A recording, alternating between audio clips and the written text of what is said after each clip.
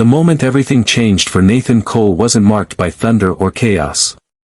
It began with a single human breath, a quiet, shaky inhale that didn't belong on a cold city sidewalk.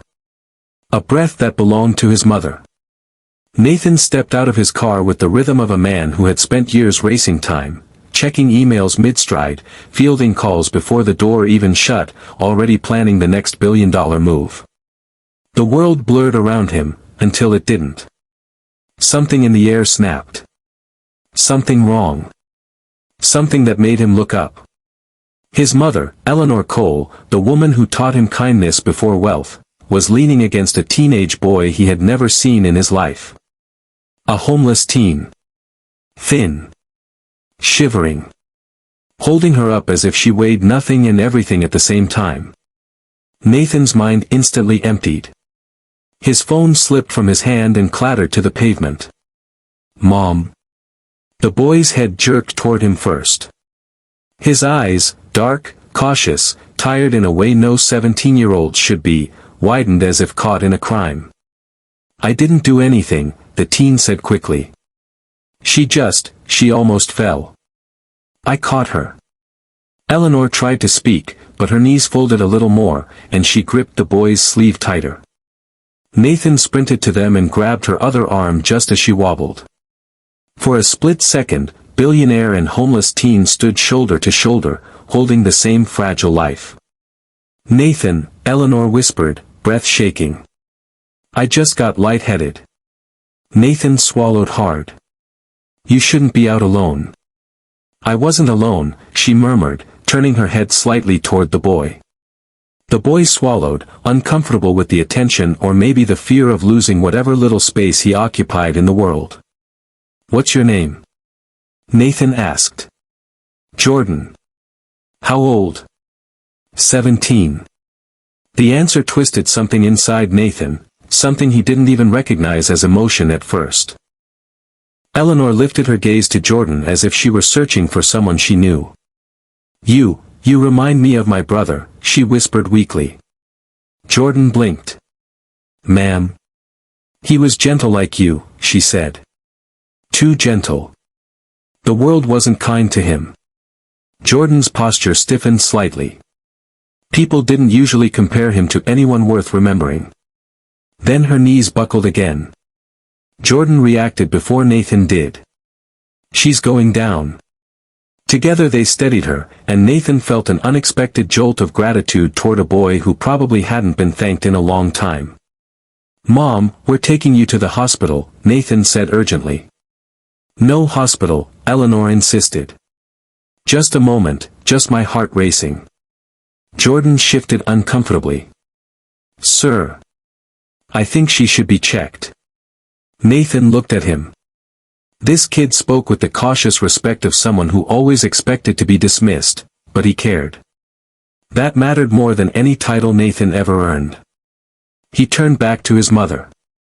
Mom, please. She finally nodded. Nathan and Jordan helped her into the car. Before the door closed, Eleanor reached out and touched Jordan's hand gently. Thank you, she murmured.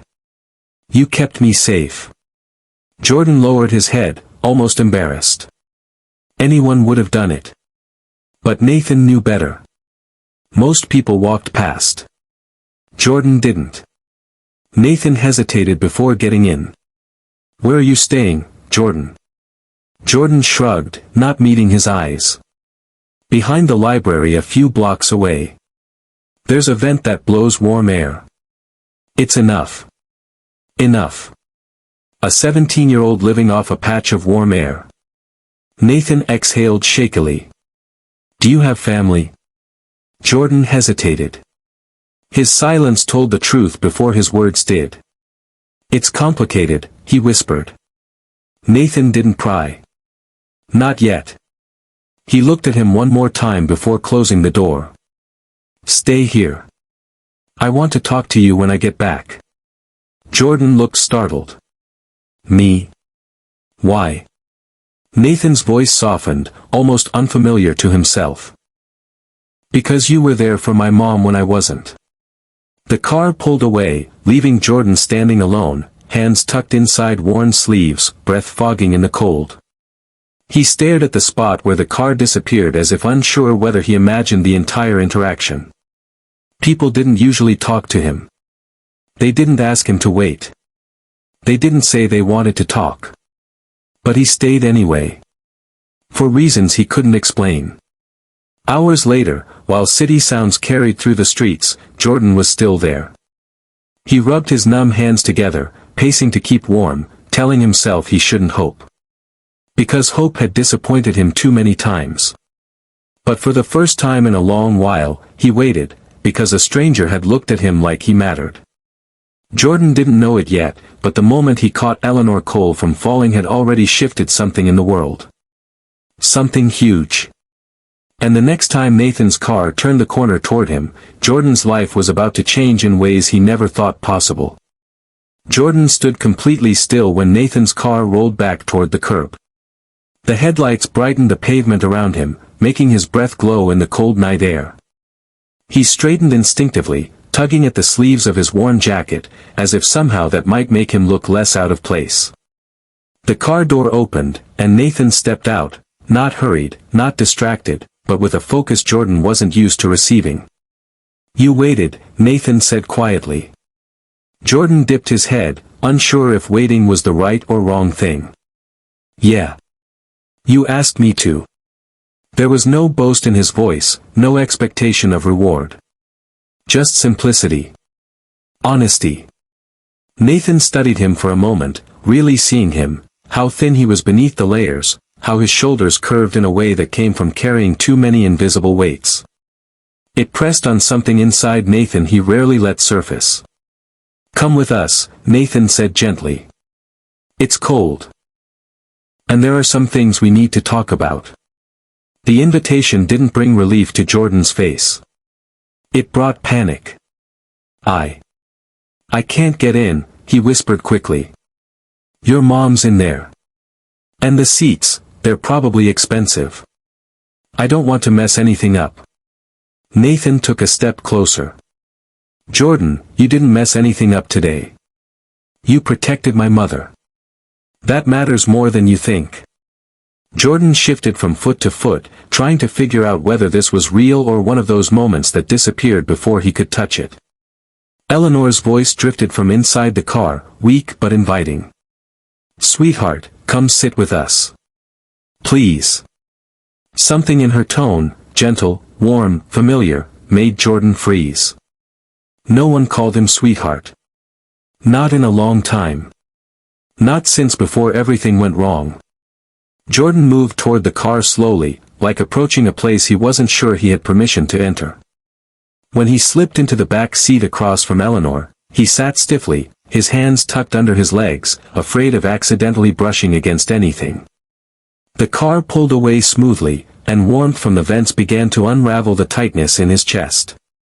Nathan watched him through the rearview mirror, seeing the way Jordan's eyes fluttered at the sensation of heat he clearly hadn't felt in weeks. "Mom's okay," Nathan said softly. "The doctor said it was a heart rhythm issue. Stress and exhaustion."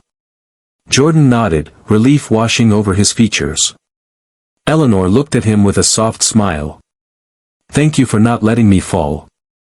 I don't think I would have gotten up so easily." Jordan swallowed. "I just did what anyone would have done." Nathan met his eyes in the mirror. "But not everyone does." Jordan didn't answer. He just stared at his hands, as if they didn't belong to someone worth thanking. After a few minutes, Nathan asked, "Jordan, do you have someplace safe to sleep tonight?" Jordan's shoulders tensed. "Yeah. Sort of. Behind the library." Nathan pressed gently. Jordan hesitated, then nodded once. Nathan exhaled slowly. "That isn't safe. Not with the temperature dropping." Jordan's voice cracked a little. "It's all I've got." The truth hit Nathan harder than he expected. A kid surviving on warmth from a building vent while he slept in a penthouse with heated floors, it felt wrong in a way that stirred something old and buried inside him. "Jordan," Eleanor said softly, "where's your family?" Silence filled the car. Jordan's throat tightened before his words came out, thin and quiet. My mom, she passed last year. And my uncle. I left before he could hurt me again. Eleanor reached out a trembling hand. Not to pity him. Not to invade his space. Just to show presence, human and soft. I'm so sorry, she whispered. Jordan blinked rapidly, looking away. He wasn't used to softness. It felt foreign and fragile. Nathan cleared his throat, voice lower now. How have you been surviving? Jordan rubbed his thumb across a frayed thread on his jeans. Odd jobs when I can find them. And I go to the library a lot. It's warm and quiet. I read to keep my mind from going places it shouldn't. Nathan's chest tightened. A kid fighting the world alone, clinging to books because they hurt less than memories. The car slowed as it approached Nathan's home, a tall, modern house with lights glowing softly from inside. Jordan saw it and immediately tensed. I can't go in there, he whispered. I'll wait outside. Nathan turned to him fully now, his voice grounding. Jordan, this isn't about pity. Or charity. You helped my mom. I want you warm. Safe. Just for tonight. But I don't belong in a place like this, Jordan murmured. People like me don't. Nathan stepped out of the car and opened Jordan's door, letting warm air spill out. You belong wherever people treat you like you matter, he said gently. And right now, that's here. Jordan's breath hitched at those words. Eleanor smiled softly from inside the car. Come in, sweetheart. Just for one night. Please. Jordan's eyes glimmered, not with hope exactly, but with something new. Something he hadn't felt in a long time. Very slowly, as if crossing an invisible border, Jordan stepped out of the car. And together, Nathan on one side, Eleanor on the other, they walked toward a house Jordan never imagined himself near. He didn't know it yet, but this night would become the first turning point of his entire life. In the end, what happened that cold November night wasn't just a coincidence. It was a reminder that sometimes the people the world overlooks the most are the ones holding it together in ways no one sees. Jordan didn't save Eleanor because he expected anything. He saved her because kindness still lived inside him, even after the world took almost everything away. And Nathan learned that wealth means nothing if it can't be used to lift someone who once had no hand to hold. Their paths crossed in a moment of need, but what grew from it was something deeper, hope finding a home where it didn't exist before. They reminded each other that family isn't always made from blood. Sometimes, it's formed when two broken worlds recognize something familiar in each other. And so, this story leaves one quiet truth behind. Sometimes the person you save becomes the person who saves you right back.